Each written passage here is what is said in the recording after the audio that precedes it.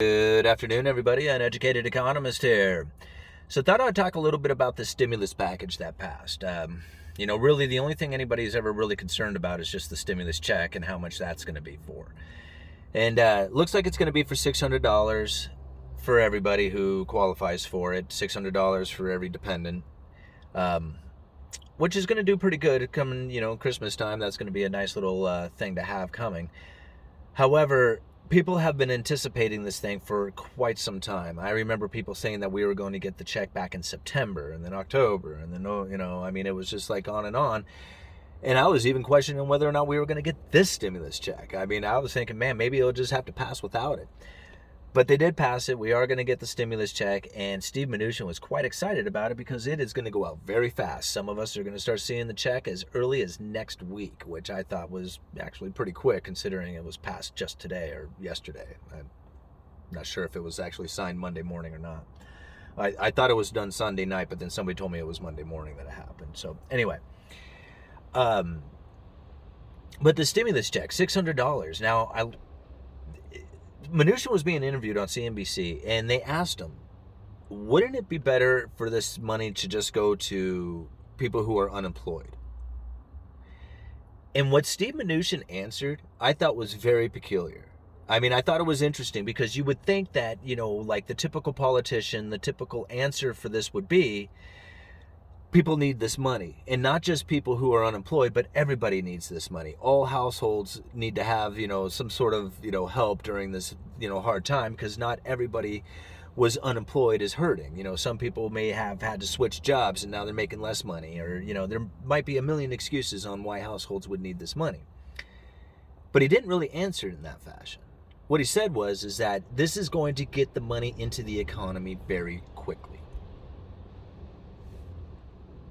And then he said that we're going to get it out very fast, and that it's going to be recirculating in the economy fast. And this will get to businesses, which then will get employment going. And I thought to myself, I was like, man, that is the wording. He's wording it like money velocity. That's what they're looking for. I knew it. I knew the whole time that it's more about money velocity than it is about helping households or businesses or anybody else out there. The Federal Reserve has put themselves in a very peculiar position by printing up all this money at a zero interest rate, at the lower bound like they are. The return on capital has now gone negative, and money velocity is slowing dramatically. And so I think about this with the stimulus check. They use the wording. They say, this is going to be enough to carry us through the recession. Really? How do you know? Nobody knows what the economy is going to do.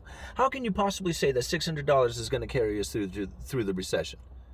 See, this money was like before, when they printed up all that money, that vast amount of money before, that was going to bridge us over the economy. They hit it with everything they got, more than enough. And it wasn't enough. So here we are, $900 billion later, again. And they're saying, well, this will carry us through until we get to the other side of this recession. And I'm thinking, really? Because you're about ready to go into lockdown. UK's complaining, Australia's complaining about these new morph strains or whatever it is, some kind of new development in the COVID strains. And now now it's behaving in a different fashion than what they were expecting. So lockdowns again. I'm thinking, yeah, maybe not here in the United States yet, but it's coming. Everybody's all freaking out about these vaccines, saying this is going to be the cure-all for everything. When I personally heard a doctor say these things aren't tested yet, maybe we should test them on the politicians first.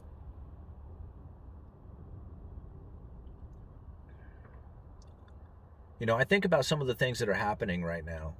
I think about, like, how it is that the Federal Reserve can seem to think, like, I know what they're up to. Most people don't. Most people who are at a day job like I am, who have just an average income,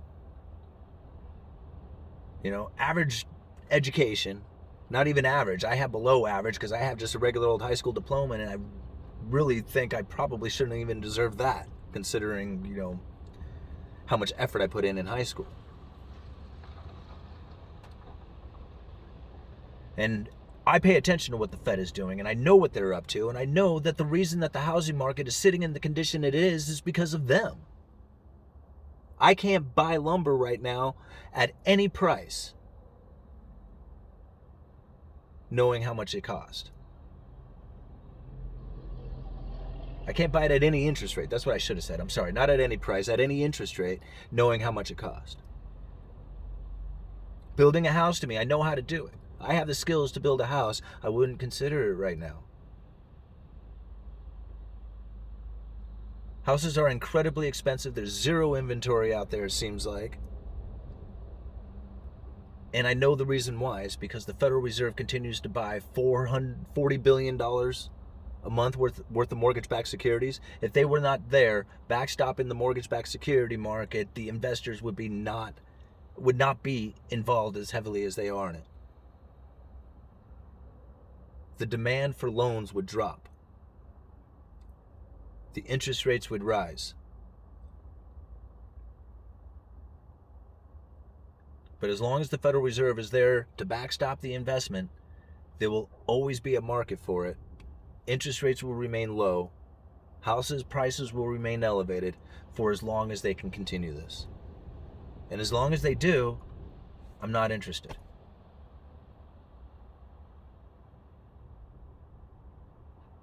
I'm not interested in playing a game where the value of my house is teetering on whether or not they can keep the interest rates at a negative or low or zero or almost zero interest rate. I mean, I'm not down for playing that game.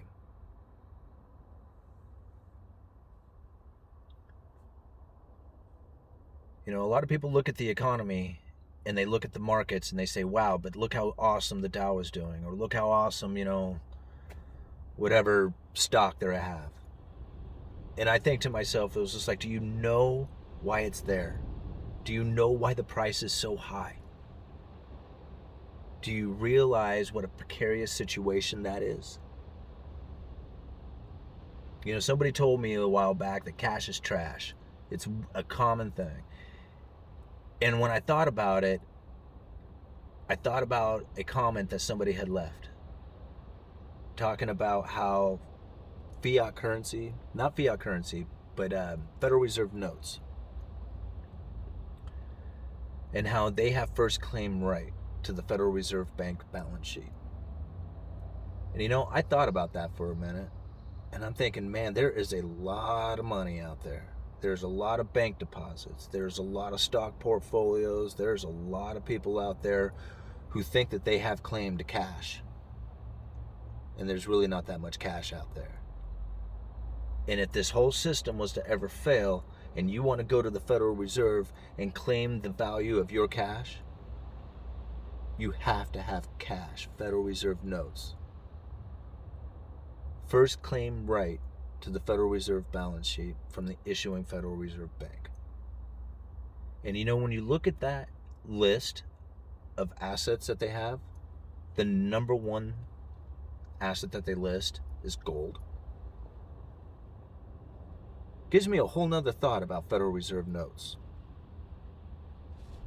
Because if the system begins to crash, you can have all the bank accounts in the world and you can have all the paper promises, but unless you have something physical in your hand, it doesn't mean anything. And those paper promises, including the Federal Reserve notes, it comes down to what you're going to get for it. And by their own words, the Federal Reserve says that if you have Federal Reserve notes in hand, then you have first lien right, paramount right, to the assets of the Federal Reserve balance sheet. That's something to think about, guys. Now, you can believe it or trust it or not. I really don't. I like holding silver. I like holding cryptos. But during a downturn and everything starts to collapse and crash and fall apart, what is it that everybody wants? What do they call it? They call it cashing out. They're getting into cash. They're getting into dollars.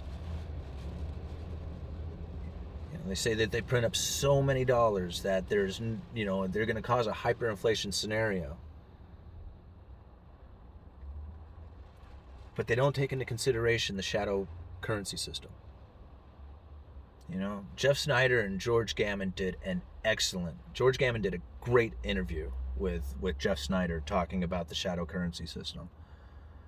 And I tell you, it leads me to believe I wonder if the Federal Reserve can even print at a pace fast enough to make up for the fact that there's so much demand for the dollar out there. They just don't see it yet.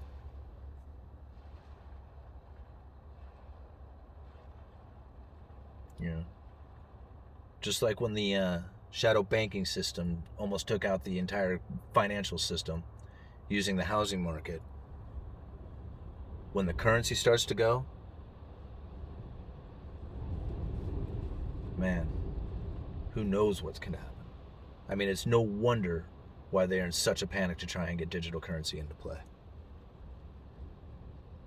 No wonder there is such a reason to try and get cash out of the system. It doesn't surprise me anymore. Knowing what the Fed is up to, just being an average guy, it makes me wonder how much longer this can go on. You know, once everybody understands the system, I mean, once they really get it, you would think it would be game over. But what really, nobody cares. No, I mean, I talk to these guys, and I mean, they're smart guys. I mean, they're really smart dudes, and that's why I don't get it. It was just like, how is it that you don't see that? Jesus, I got branches hitting here. How is it that you don't see that this whole system is just like completely fraudulent and riding on a thread? Yeah, and you're like, no, $600, we'll be fine.